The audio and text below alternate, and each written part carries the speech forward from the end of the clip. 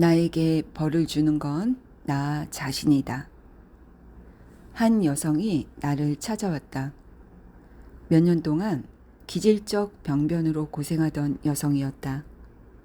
엑스레이를 찍어보고 온갖 종류의 치료를 받았으나 차도가 없었다. 기도도 해보고 명상요법도 따라봤지만 변한 건 없었다. 하나님은 제게 원한을 품고 계신 게 분명해요. 제가 죄인이라 벌을 받는 거예요. 여성은 답답한 나머지 전생을 읽어주는 최면술사까지 찾아갔다. 최면술사는 여성이 전생에 사람들에게 상처를 주고 지은 죄가 커서 지금 고통을 받는 거라고 말했다. 그녀는 가슴을 붙잡으며 물었다. 그래서 병이 안 낫는 걸까요? 이 모든 건 말도 안 되는 기괴한 논리다. 최면술사의 설명은 불행에 고통을 더해줬을 뿐 병을 치료하거나 위로해 주지 못했다. 나는 하나님은 한 분이시라는 변치 않은 진리를 설명해 주었다. 하나님은 인간을 창조한 창조적 지능이시고 창조적 지능이 내 안에 깃들어 있기에 내가 믿는 대로 이루어진다. 너희 믿음대로 되라. 마태복음 9장 29절. 그의 마음속 생각과 같이 그도 그러하다. 잠언 23장 7절. 이 구절들은 사람의 생각과 느낌이 운명을 만든다는 것을 의미한다. 하나님이 자신을 벌 주고 있으며 벌을 받아야 마땅하다고 느끼는 사람은 고통받을 것이다. 만약 건설적이고 현명하며 분별력 있게 생각하지 못한다면 다른 사람이나 인간의 마음이 나를 대신해서 생각할 것이고 내 인생은 엉망진창이 될 것이다. 그러나 하나님을 무한히 선하시고 한없는 사랑이시며 절대적인 조화이자 끝없는 지혜라 생각한다면 임재하는 하나님께서 상호관계의 법칙에 따라 나의 믿음에 응답을 주실 것이다. 그리고 수많은 방법으로 축복을 내릴 것이다. 생명의 힘은 그 자체로 약하지 않다.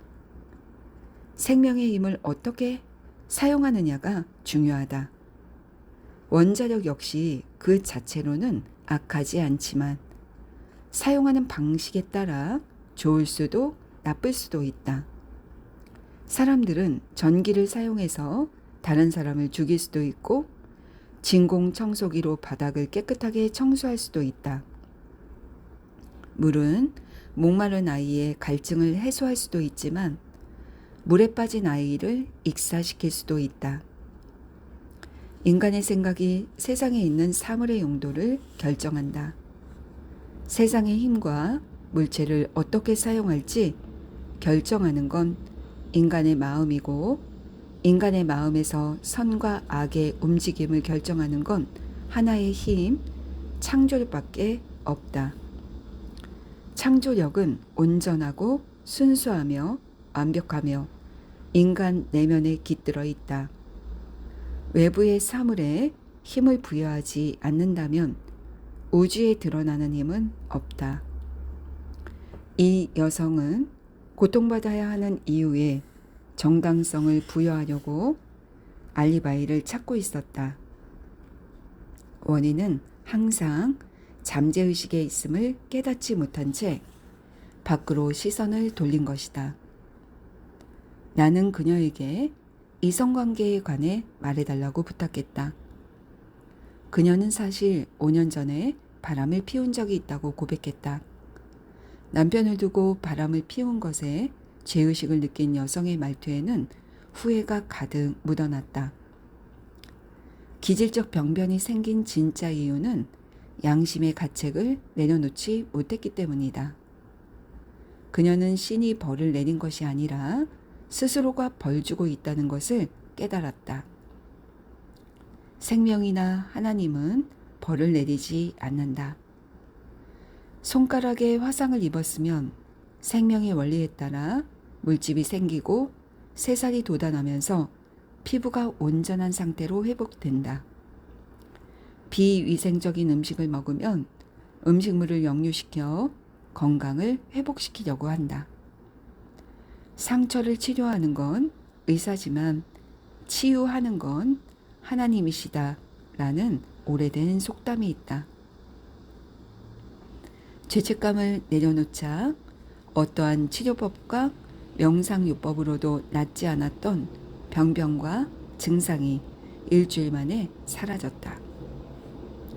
죄책감보다 더한 고통이나 파괴적인 감정은 없다. 여성은 파괴적인 생각을 하면서 지난 5년 동안 자신을 벌주고 있었다. 신을 비난하는 것을 멈추니 무한한 치유력이 온몸에 넘쳐났다. 하나님이 몸의 모든 세포에 거하자 병변이 사라졌다. 만약 내가 50년 동안이나 전기나 화학의 원리를 오용하고 있다가 지금 와서야 올바르게 사용한다고 할지라도 전기가 내게 원한을 품고 있다고는 말할 수 없을 것이다. 마찬가지로 아무리 오랫동안 마음을 부정적이고 자기 파괴적인 방법으로 사용했다고 할지라도 올바르게 마음을 사용하는 순간 올바른 결과가 따를 것이다.